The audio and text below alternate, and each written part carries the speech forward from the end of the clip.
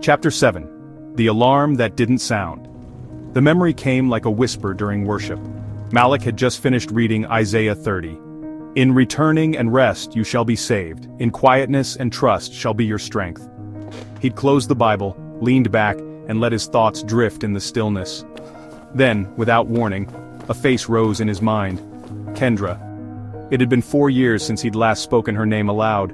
A relationship he'd wrapped in religion but ignored the red flags.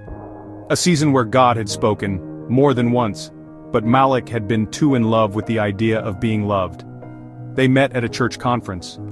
She was bold, charming, hands lifted high during worship, and fluent in spiritual language. She was everything he thought he needed. But there were signs, subtle ones. She dismissed accountability, avoided prayer unless others were watching, quoted scripture, but never lived it. She wore faith-like fashion. Malik felt the nudges, tiny alarms in his spirit. A dream where her face turned away when he tried to pray with her. A canceled fast that left him spiritually drained. A moment in worship where he couldn't feel God's presence when they stood together. And still, he stayed. The alarms were sounding, but softly.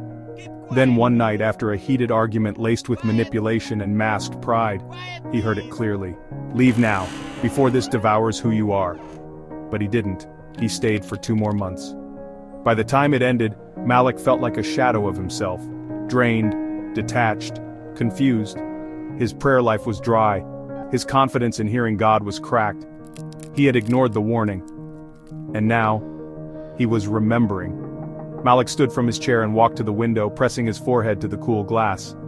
The spirit whispered, "That wasn't punishment, it was protection. The pain reminded you of what disobedience costs, but also what my grace can recover."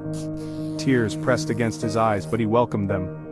He whispered, "I blamed you for the silence, but I see now, the silence was my doing because I refused to listen to your still voice."